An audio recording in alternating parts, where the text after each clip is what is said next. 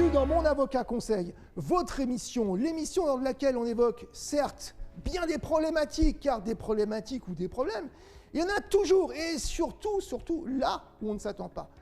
Aujourd'hui, le sujet, c'est la logique pour une entreprise de faire appel à ce qu'on appelle une procédure collective dès lors que sa situation au niveau trésorerie, par exemple, est très compliquée. Je m'explique.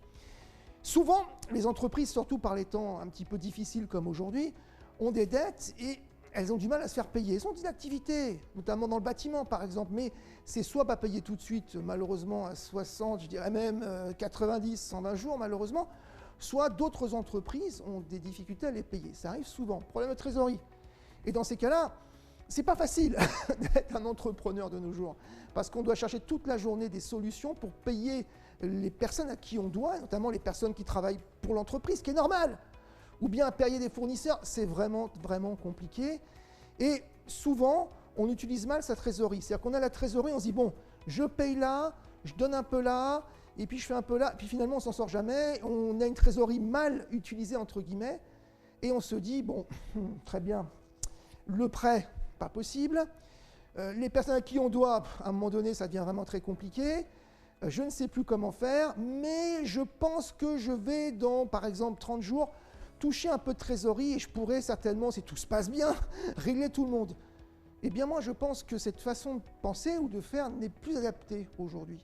Et qu'on a parfois l'oubli ou du moins on n'y pense pas à ce moment-là, lorsque les difficultés sont réelles, eh bien de faire appel tout simplement à ce qu'on appelle communément la procédure collective consistant au redressement judiciaire de la société.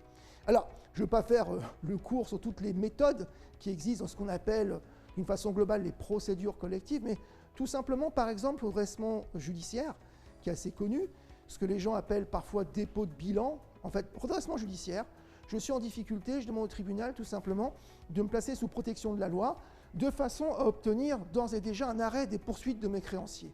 Eh bien, c'est quand même quelque chose d'intéressant.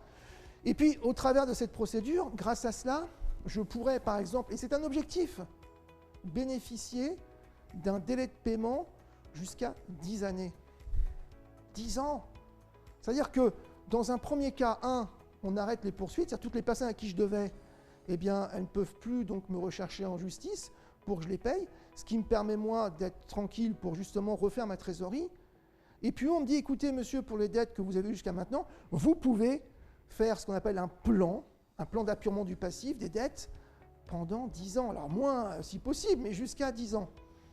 C'est quand même quelque chose d'étonnant et quelque chose qui est quand même exceptionnel pour une entreprise. La seule chose, souvent, l'entrepreneur, moi en tant qu'avocat, lorsque je le propose, me dit « mais attendez, c'est pas que ça ne m'intéresse pas, c'est que moi je suis un peu embarrassé, j'ai peur que cette situation me mette dans une situation de liquidation judiciaire, où on estime que mon entreprise finalement n'est plus viable et que je perde mon entreprise. » C'est très souvent la réflexion qu'on me fait. Et je dis « écoutez, ça ne marche pas comme ça. Justement, c'est au moment où les difficultés commencent que si justement vous avez un problème de trésorerie, par exemple, parce que c'est souvent ça, avec des dettes plus ou moins confortables, sans donner de chiffres, mais rien non plus de irrémédiable, c'est à ce moment-là qu'il faut prendre des décisions. Parce que le paiement extraordinaire qui va arriver, qui va régler tous les problèmes, qu'on vous doit souvent, qu'on vous doit et qu'on attend qu'il n'arrive pas, il arrivera peut-être, c'est possible. Alors s'il n'arrive pas, ce qui arrive, eh bien là, les choses seront plus compliquées.